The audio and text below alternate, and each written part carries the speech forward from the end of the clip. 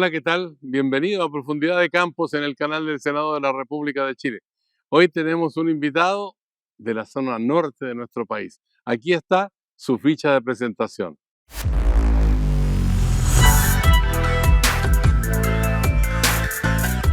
Senador Esteban Velázquez, representante de la región de Antofagasta, profesor y magíster en educación, 61 años, nacido y criado en Calama. Posee experiencia a nivel municipal y parlamentario, donde ha sido diputado y senador, y ahora será parte de la Comisión de Educación, así como la Comisión de Adulto Mayor y Familia.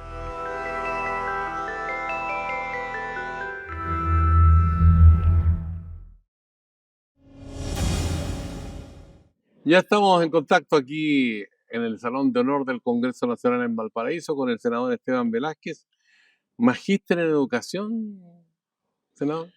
Sí, sí, bueno, un gusto, don Sergio.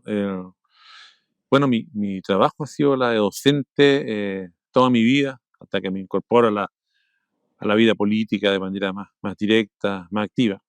Y en ese ámbito hemos siempre buscado el perfeccionamiento. Así que creo que la educación, pero es lo que llamo, es lo que nos mueve un poco para hacer política. ¿Dónde ejerció como profesor? En los difíciles tiempos de la dictadura, en la década del 80, estudié en la Universidad de Tarapacá y ejercí por varios años en el Liceo Domingo Santa María de Arica. Y luego ya a inicio del retorno a la democracia, el 90, en Calama ha sido mi vida como profesor. ¿Con alumnos de qué curso? De primero a octavo como profesor de educación básica y como orientador educacional con estudiantes de educación media. ¿Echa de menos el aula o no? Mucho. Yo no pierdo contacto con las escuelas, ya sea en Calama o en Antofagasta particularmente, y siempre estamos siendo parte de algún conversatorio, de alguna charla y escuchándolos mucho. Nos nutren de una cantidad de proyectos de ley que después me han generado. ¿Cómo llegó usted a la Federación Regionalista Verde? Estoy un poquito larga, pero en resumidas cuentas, yo generalmente participé como independiente. Después que me separé del PPD, por diferencia de algunos próceres de aquel tiempo, en la década del 2000. Y siendo independiente, una vez que termino mi participación en el municipio de Calama, yo fui alcalde en 2 periodos allí, conformamos una serie de regionalistas, el ánimo de querer participar en política, pero con mirada nosotros tenemos un concepto, decimos que a Chile lo construimos desde las regiones. Y en esa coincidencia dimos forma a la Federación Regionalista con actores locales de distintas zonas, ocupándolo como herramienta, como instrumento para traer la voz de las regiones a este Parlamento. Ahora, si hubiera que ubicarlo usted en el espectro del Senado, ¿es centro, izquierda, derecha? No, yo soy de izquierda, ha sido un concepto clásico.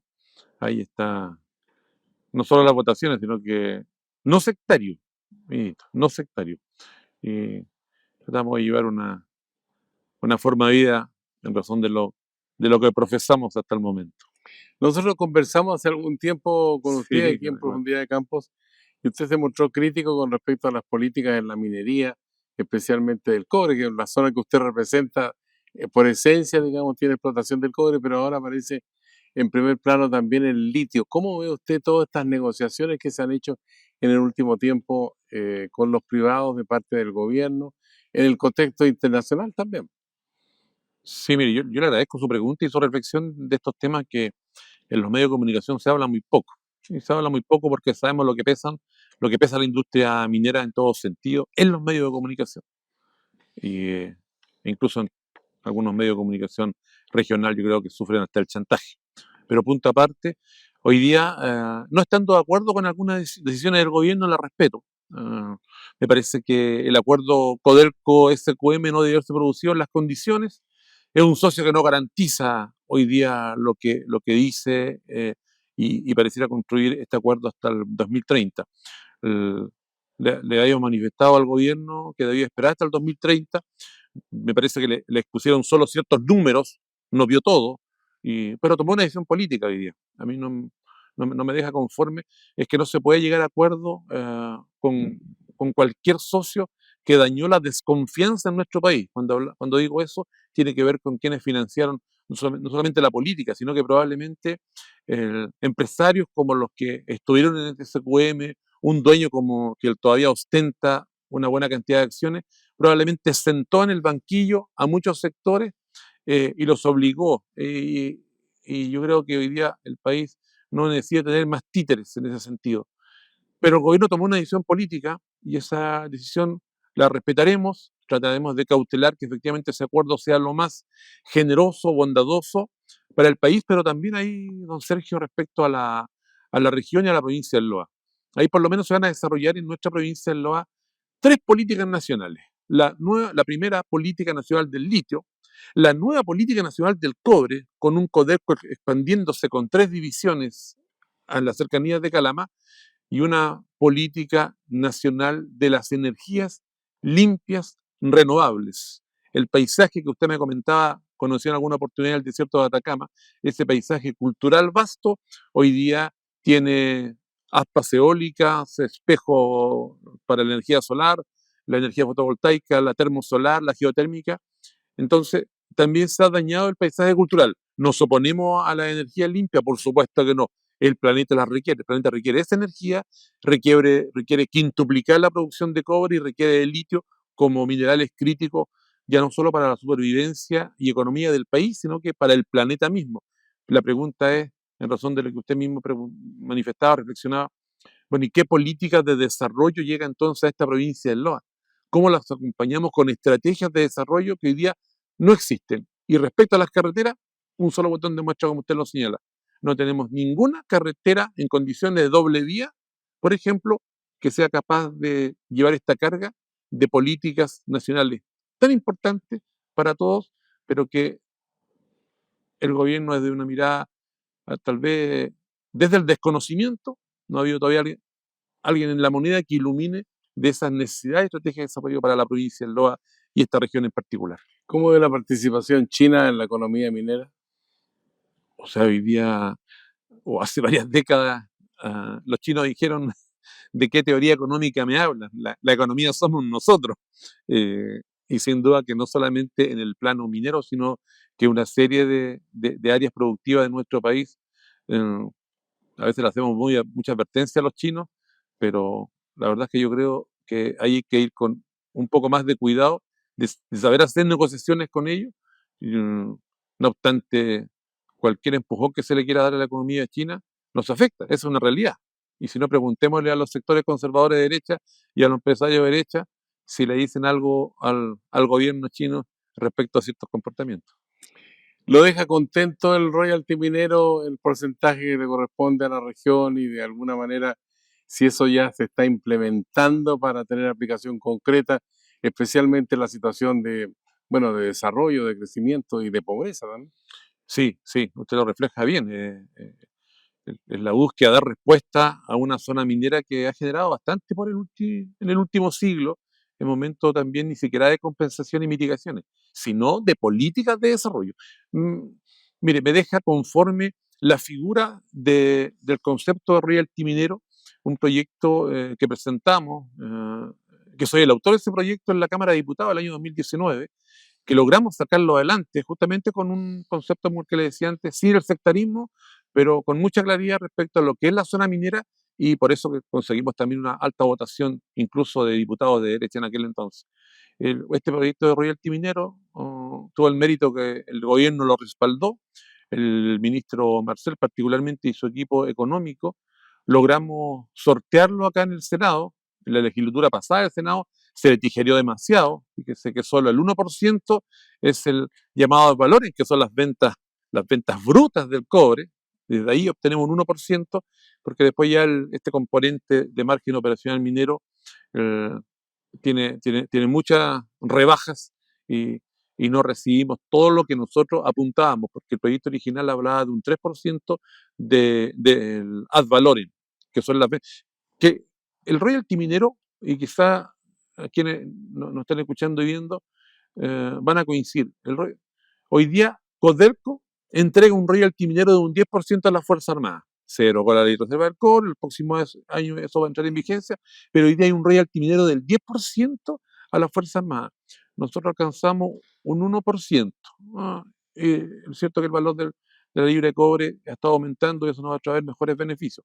Pero ya la figura, 3,98 estaba en la última semana la libra de cobre en el fíjese, mercado de Londres. así es. Como figura, como concepto, nos parece bien, primera vez que provocamos que la industria minera privada del cobre particularmente deje algún componente o deje algún recurso en las zonas mineras que la afecta en términos de externalidad negativa y que la figura se valora. Aumentaremos el guarismo más adelante cuando probablemente hayan espaldas políticas eh, y, y otros gobiernos que se atrevan aún más. Tenemos una invitada, colega suya, que quiere hacerle una pregunta. Director, por favor, para que el senador Velázquez pueda conocer de quién se trata, si nos manda la imagen. Bueno, hola Sergio Esteban, este es un gran programa, ¿no? Que permite informar a la ciudadanía, fundamentalmente además de los proyectos de ley y las mociones parlamentarias. Entonces hay una moción que es muy importante, que fue el royalty minero, que es de tu autoría, que tú me invitaste a firmar.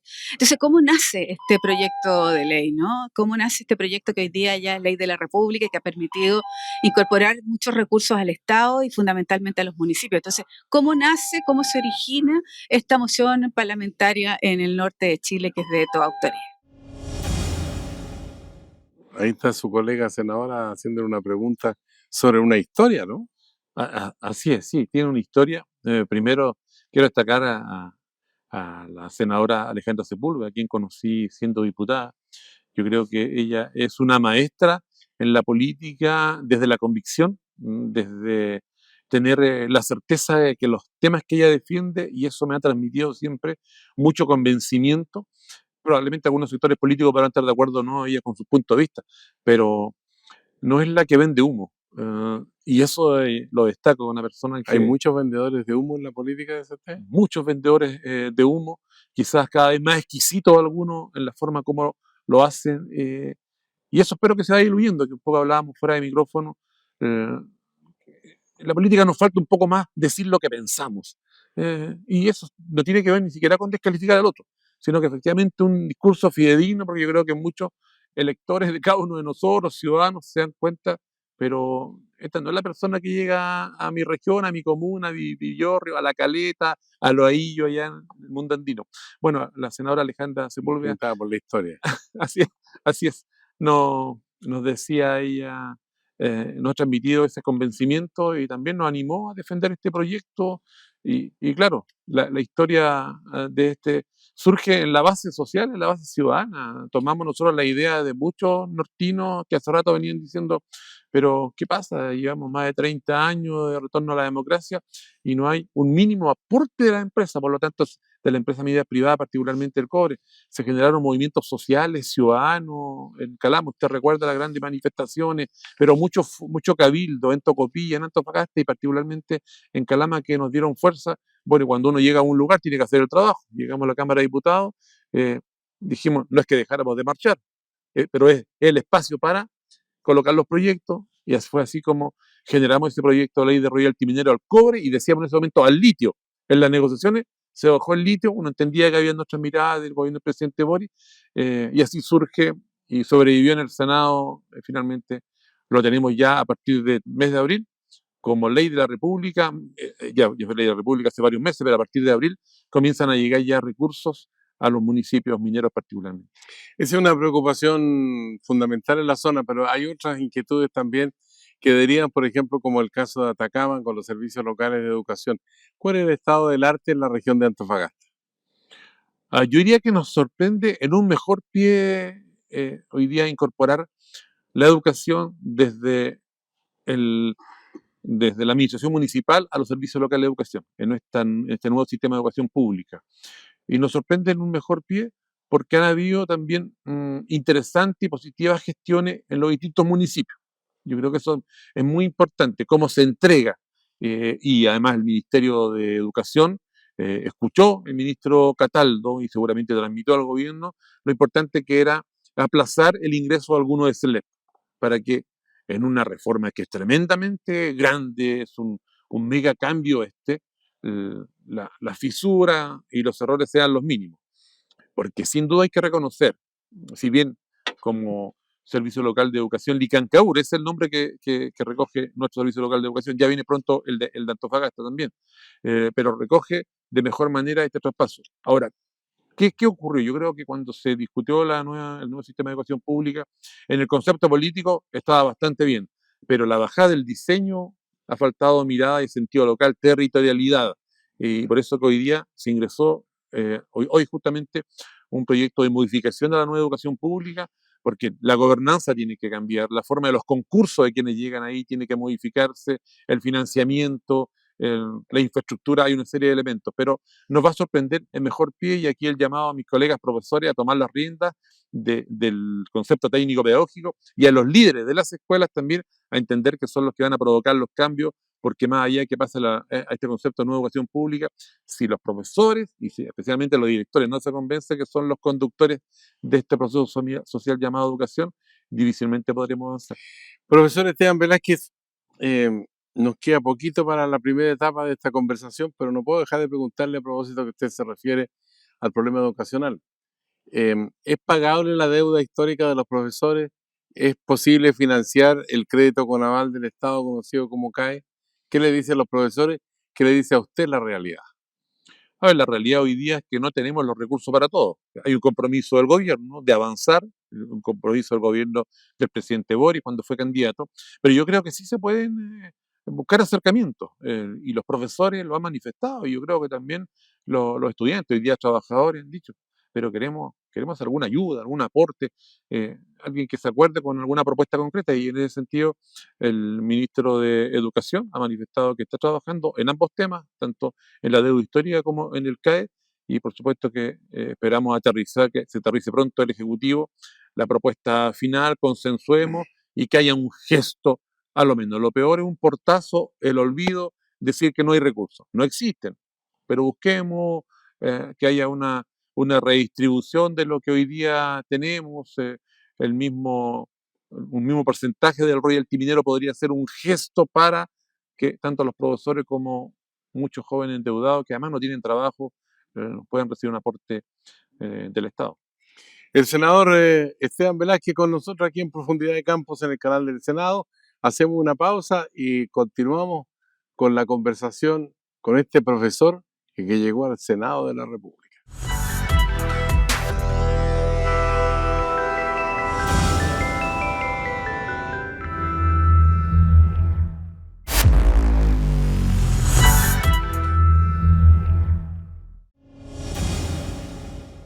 Ya estamos de vuelta aquí en Profundidad de Campos, en el canal del Senado de la República de Chile, para seguir conversando con el senador Esteban Velázquez de la región de Antofagasta.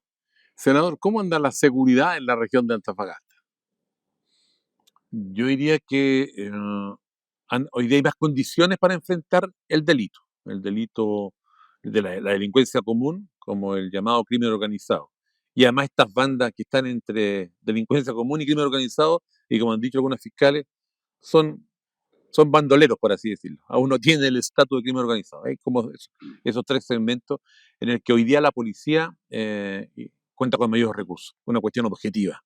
Hubo mucho discurso en los últimos 10, 15 años respecto a la importancia de la seguridad en nuestro país, pero se invirtió poco y nada. Hoy la región de Antofagasta controló gran parte de la migración irregular en la frontera. No se ha terminado, por eso que es debate permanente este tema, pero hay más recursos en Carabineros, en PDI, en aduana, en la frontera misma. La propia ministra Toá dijo, pero si tenemos una pequeña casuchita ya como retén de seguridad en Colchane, y hoy las condiciones son distintas a lo largo de esa tremenda frontera. Pero al interior de las ciudades, indudablemente que las carencias siguen siendo de personal, tanto en Carabineros como en la Policía de Investigaciones, y por eso que es tan importante apresurar, eh, motivar, incentivar, seducir a que se interesen los jóvenes de ingresar a estas escuelas, porque se requiere del personal en las calles. Ahí se nota siempre la ausencia. Ahora, usted como senador y también con esa base que tiene de profesor, ¿cómo ve el fenómeno cultural? Porque la integración con bolivianos y peruanos es como parte de la historia. pero ahora han llegado migraciones de otros territorios, de Venezuela, de Colombia, de Haití, creo que Haití no tanto allá en la zona No. norte. Pero ¿cómo ves todo ese proceso que se está viviendo allí? A ver, como para terminar, la reflexión en torno a los índices de delincuencia, ese es una patita, es como enfrentar Mm, con recursos de la policía la violencia que hoy día la tenemos enquistada en toda la sociedad chilena. Eh, pero hay una cuestión de fondo, que es la educación. Si el proceso educacional no se fortalece, difícilmente vamos a conseguir que, pasados unos años, nuestros jóvenes no siguen siendo los soldados de estos carteles, de estos grupos organizados. Por eso a mí me parece que la inversión en educación tiene que ser permanente, dinámica, así se da respuesta a que mañana sean otros caminos los que vayan construyendo nuestros jóvenes. Quisiera dejar eso, creo que es lo de fondo. El combate contra la delincuencia va a ser permanente, si no veamos el tráfico no solamente hoy día de drogas, sino que de órganos, de armas y de cuánta cosa, es la corrupción misma. Pero si entregamos una formación educacional integral, valórica, probablemente tendremos menos jóvenes siendo parte de esta panda. Y respecto a este proceso migratorio que vive el planeta, Chile no está exento de aquello. Yo creo que estamos aprendiendo a enfrentarlo, estamos pasando esta ola de prejuicios, de descalificaciones, de atribuirle todos los males a los migrantes que llegaban a nuestro país. Recordemos que antes el migrante peruano y boliviano, por largo rato, yo diría que algún porcentaje, pero en algún momento era mano de obra barata para el gran empresariado de la minería, de la construcción, incluso temporero, de empresarios de las zonas del sur agrícola, que después lo veíamos a los migrantes que no le alcanzaban esa plata que le pagaban en el sur hasta llegar a la frontera porque tenían que recorrerlo como podían para llegar a sus países.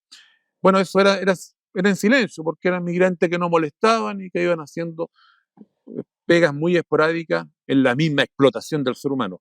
Llegaron otros migrantes que usted menciona, colombianos, venezolanos, gran parte, un porcentaje mayor y superior, gente que viene a trabajar y que arranca de situaciones calamitosas en sus países. Pero también aparecen las bandas propias de la miseria del ser humano, trata de personas, contrabando, los burreros usando a la gente, usando a los niños, contrabandeando todo lo que pueden. E indudablemente que eso afectó y en algún momento hablar de migrante era hablar de delincuente y también algunos sectores políticos lo ocuparon para ganar el voto fácil. Con hablar contra el migrante era sacar aplauso de aquel que sentía desesperación también, quizá con justificación, pero que era utilizado para ciertos fines. Hoy me parece que se ha dado ya madurez en el tratamiento de este tema, se está legislando con más calma, se están entregando los recursos y además la sociedad chilena se ha dado cuenta que nuestro problema también lo están viviendo otras naciones. eh, hemos humanizado un poquito más este tema que en algún instante, la verdad, estaba lejos de cualquier mirada eh, humanista. Ahora, la región de Antofagasta produce mucha riqueza, por lo que hemos comentado, Sí. pero también hay bolsones de pobreza, hay campamentos que están allí formados, digamos, precisamente a la sombra de la miseria. ¿Esa situación piensa usted que tiene un camino de salida o esto va a ser endémico ya? Mm, Mire, usted lo dice una expresión fuerte, pero que es cierto. Campamentos y sombras de miseria. Efectivamente es lo que vemos en Antofagasta, se refleja. Lo vimos en Calama, en Tocopilla, en Antofagasta es una cuestión. Tenemos los jardines del sur, los jardines del norte, y nos olvidamos los jardines de tierra en el cerro, que son las tomas, las decenas y decenas de tomas que se vive Ahí está la chimba, ¿no? en uno de esos sectores está la chimba, claro, y los otros pegados, no sé, a lo largo de todo el Cerro del Ancla o a lo ancho de los cerros en Antofagasta. Y claro, atrae mano de obra en algún momento de manera adecuada por parte de la minería, pero en otros tanto sencillamente el trabajador que queda al más absoluto abandono y la miseria.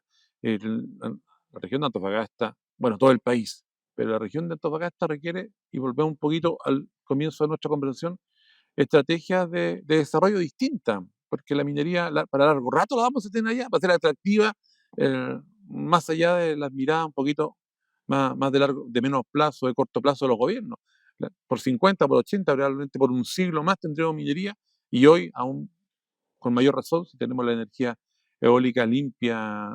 Ahora, ¿cómo ve usted, por ejemplo, la situación de esas personas que están en la tercera, cuarta edad, que ya están jubilados, o otros que están por jubilar?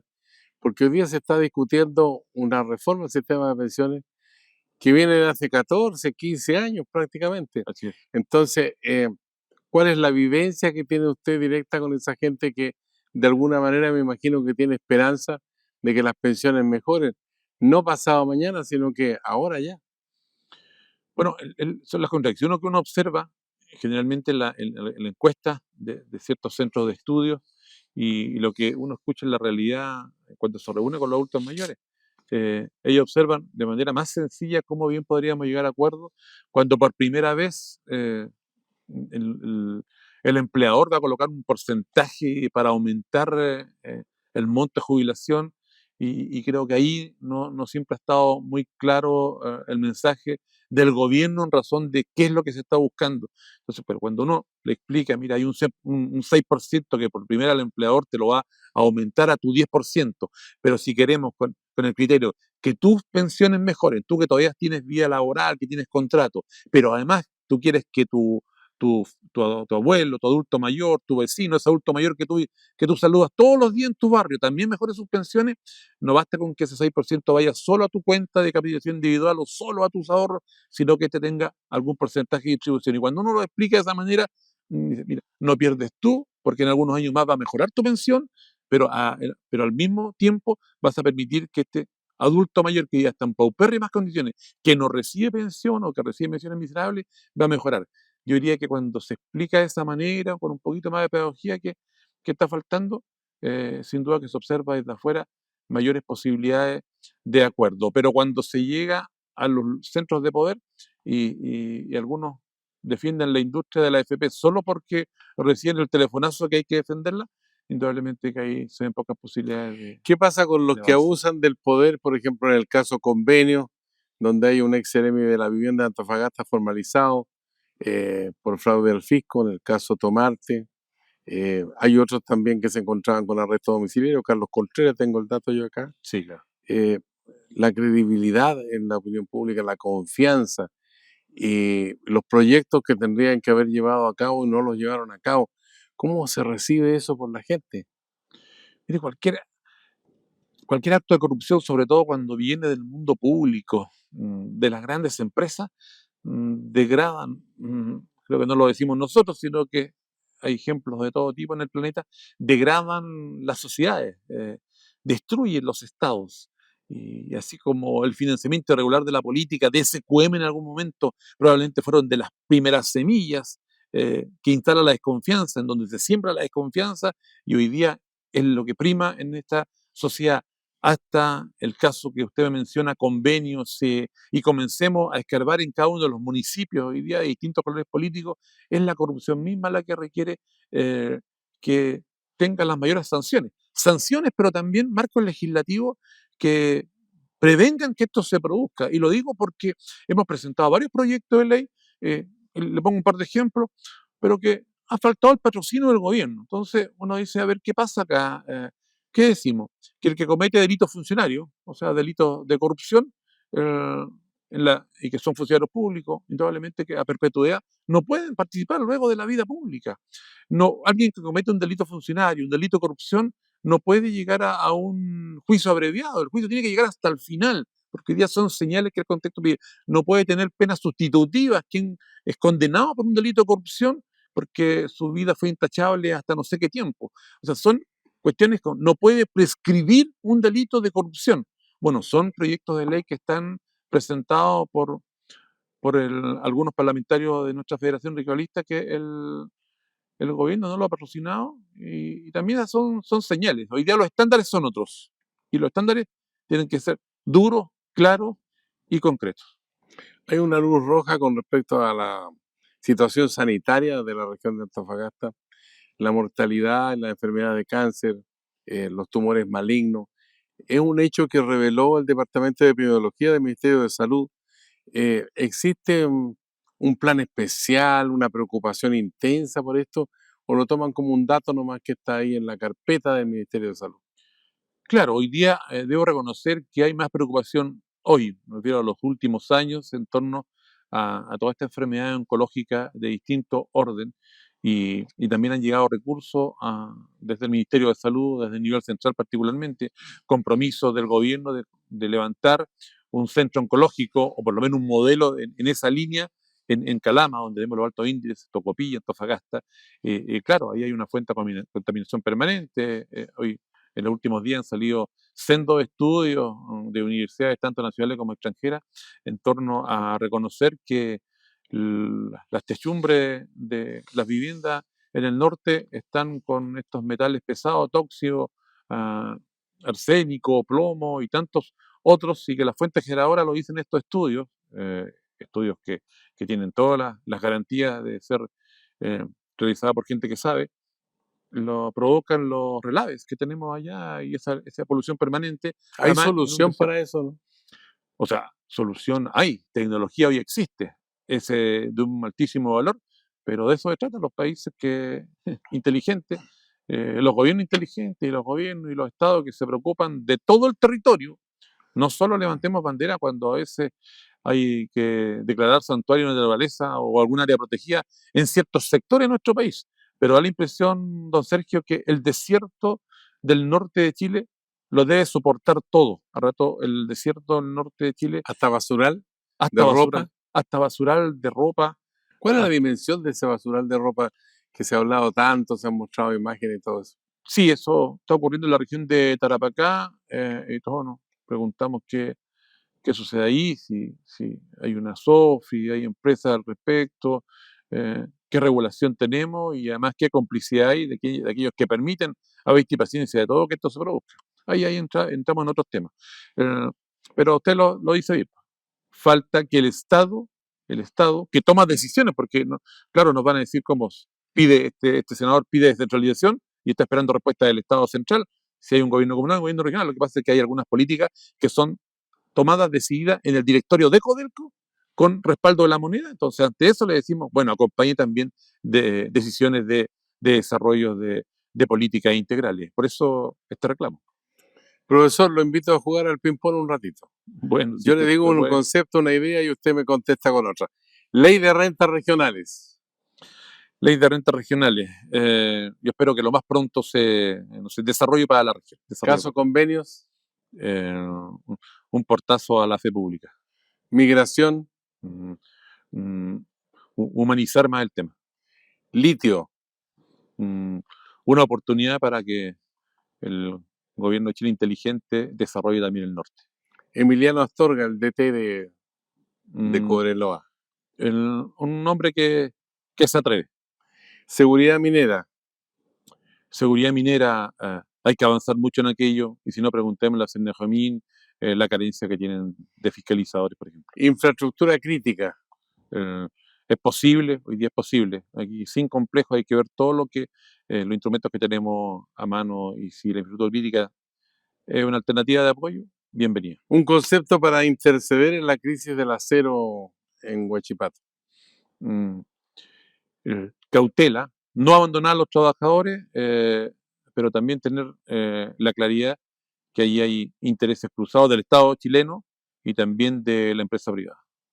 Tiene un minuto de confianza a partir de ahora para que exprese una idea, un pensamiento, algo que no haya dicho y que piensa que debería saberse o expresarse. Tiene ahora. Gracias. A mí me parece que estamos en una buena oportunidad, junto con un periodo crítico en el país, y que aparentemente, ¿cierto?, nos veo permanentemente como en un torbellino de cuestiones difíciles. Tenemos una buena oportunidad desde el Congreso y también de un gobierno que muestre decisión, que muestre que no ha abandonado sus principios, de conseguir acuerdo en esta reforma y en otras. Y segundo, el gobierno tiene que mostrar también interés y respaldos políticos en las distintas propuestas, desafíos, anhelos que tenemos en regiones, y que ojalá que con su actuación dilucide cualquier duda de las que tenemos los nortinos, en que decimos que el Estado, a través de los distintos gobiernos de turno, le pega portazo al norte. Gracias, senador. Gracias a usted, don Sergio. A usted, gracias también por seguir esta conversación con el profesor, magíster en educación, Esteban Velázquez. A usted le decimos también, será hasta la vista.